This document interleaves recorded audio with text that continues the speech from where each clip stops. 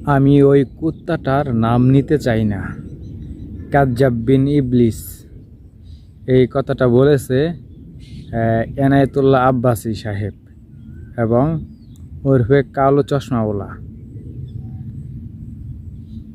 এই কথাটা বলার কোনো আলেম হিসাবে কথাটা কি বলা ঠিক? আপনারা বলেন যে আমি ওই কুত্তাটার নাম নিতে চাই না বা কাজ্জাব বিন ইবলিস এই কথাটা বলেছে এনায়েতুল্লাহ আব্বাসী সাহেব। এটা কোনো আলেমের ভাষা হতে পারে? কিভাবে এই কথাটা বলল একজন আলেমের সম্পর্কে? শেখ আব্দুর রাজ্জাক বিন ইউসুফ হাফিজাহুল্লাহর যে যোগ্যতা, বা তিনি কিন্তু মানুষের কোনো সময় সমালোচনা করে না।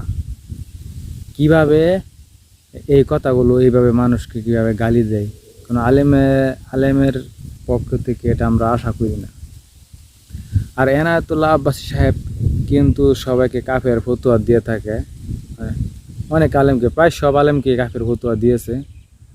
এবং এর পাশাপাশি দেখা যাচ্ছে যে রেজাউল করিম আবরার তিনিও খুব গালাগালি করে মাঠে, যে কাজ্জাব বিন ইবলিস, আব্দুর রাজ্জাকের পিছনে নামাজ হবে না, নামাজ পড়বেন না, বা রেজাউল করিম আবরার বাঞ্ছিত বলে অনেক গালাগালি করে, অনেক আলেমকে গালাগালি করেছে। আমি এর আগে একটা ভিডিও বানাইছি যে বাঞ্ছিত বলে গালি দিয়েছিল, আপনারা ওই ভিডিওটা দেখে আসতে পারেন।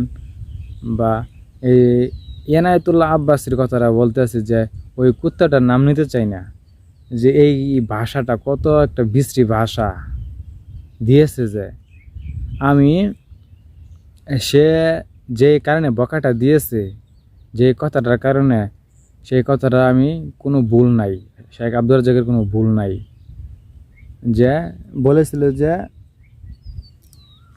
যেটা বলেছিল যে হয়তো এই কথাটার জন্য সে গালি দিয়েছে যে কাবাঘর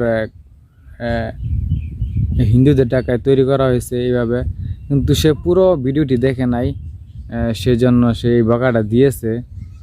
আচ্ছা, আমি মেনে নিলাম যে শেখ আব্দুর রাজ্জাকের ভুল হয়েছে। ভুল হওয়ার ক্ষেত্রে কি এই গালিটা দেওয়া উচিত, বা তাকে একটা পরামর্শ দেওয়া উচিত যে আপনি যে কথাটা বলেছেন সেটা এভাবে হবে না বা এভাবে হবে, এটা আপনি সংশোধন করেন বা এটা। কিন্তু সে সরাসরি গালি দিয়েছে, বা সরাসরি তাকে এভাবে কাজ্জাব বিন ইবলিস এই মিডিয়াতে এগুলা কথা বলে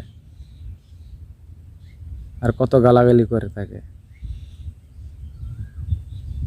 আর শেখ আব্দুর রাজ্জাক বিন ইউসুফ এমন একজন আলেম, বাংলাদেশে খুবই কম পাওয়া যায় যে আলেমদেরকে নিয়ে সে কোনো সময় সমালোচনা করে না, বা কোনো আলেমদেরকে নামই নেয় না। সে তার কাজেই ব্যস্ততা আছে। শেখ আব্দুর রাজ্জাকের মতো আমি বাংলাদেশে আলেম দেখি না। কি কারণে আপনারা এইভাবে গালাগালি করবেন? বিশেষ করে রেজাউল করিম আবরারও এইভাবে গালি দিয়ে থাকে। আমি বুঝি না এগুলো কি আলেম না, আমার মাথায় ঢুকে না। তারাই বলতেছে যে গীবত করা যাবে না, বা তারাই বলতেছে কোনো লোককে গালি দেওয়া যাবে না, অথচ তারাই গালি দিচ্ছে, তারাই সব কিছু করতেছে। তো জনগণ কি করবে? জনগণ কি করবে? কিছুদিন আগে দেখা যাচ্ছে যে আহলে হাদিসের, রমজান মাসে আহলে হাদিসের একটা মাদ্রাসা সেটা ভাঙচুর করে ফেলছে, এবং ভাঙচুর করছে, এবং এমন ভাঙচুর করছে সেটা আবারই মেরামত করে আবারই করতে হবে। ভাঙার পর আল্লাহর এমন রহমত যে সেটা আসলে টিনের ঘর, এবার দেখা যাচ্ছে হয়ে যাবে ইটের বিল্ডিং হয়ে যাবে। তা ভাঙার কারণে লস হলো না লাভ হলো? অবশ্যই লাভ হয়েছে। কিন্তু সে যে বাংলো, একটা প্রতিষ্ঠান যে ভাঙে, দেখা যাচ্ছে যে আহলে হাদিস মসজিদের ভিতরেও, মসজিদগুলোতেও এরকমই করে, ভাঙচুর করে। আহলে হাদিস জনসংখ্যা খুবই কম দেখে তারা এরকম মাস্তানি করতেছে। আচ্ছা, এটা তো আমাদের বাংলাদেশ তো একটাই ইসলাম দেশ, কি কারণে আপনারা এগুলা করবেন? বা এগুলা ভাঙচুর করার কোনো দরকার আছে?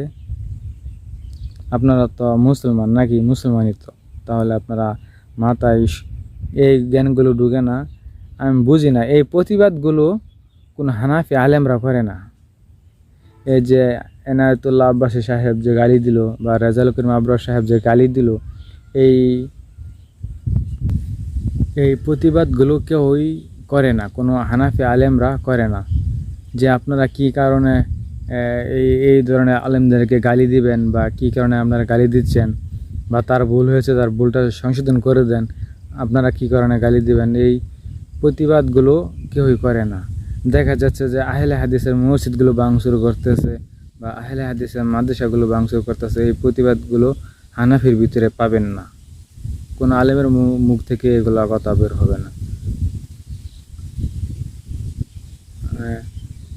আল্লাহ যাকে কবুল করে করেই, যাকে কবুল করে না করেই না। আহলে হাদিসরা আল্লাহর উপর ভরসা করে সব সময়। যে মসজিদগুলো ভাঙচুর করেছে, যে মাদ্রাসাগুলো ভাঙচুর করেছে, দেখা গেছে ভাঙচুরের কারণে আরো দ্বিগুণ উন্নত হয়েছে। এটা আল্লাহর একটা নিয়ামত।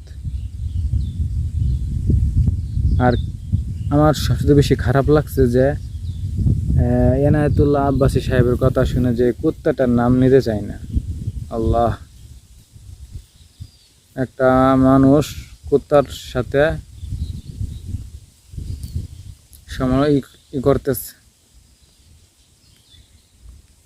কত বড় একটা কথা বলছে। আপনারা চিন্তা ভাবনা করেছেন?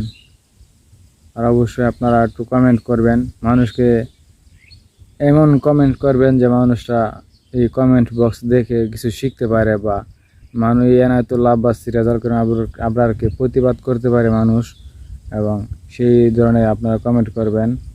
আর আমি যেন এগুলা বন্ড আলেমদেরকে নিয়ে ভিডিও বানাতে পারি, আপনারা একটু সহযোগিতা করবেন। আপনারা লাইক কমেন্ট করে মানুষ জাতিকে দেখাবেন, বা একটু শেয়ার করার চেষ্টা করবেন।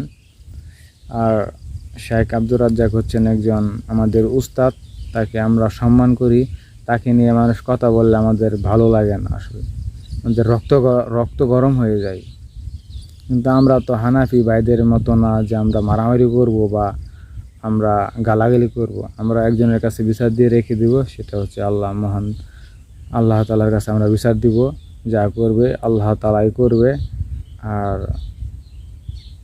এই যে রেজাউল করিম আবরার, এনায়েতুল্লাহ আব্বাসী সাহেব, আপনারা গালাগালি করবেন না, আপনাদেরকে আমি রিকোয়েস্ট করতেছি। আর যারা ভিডিওটি দেখতেছেন সবাইকে ধন্যবাদ।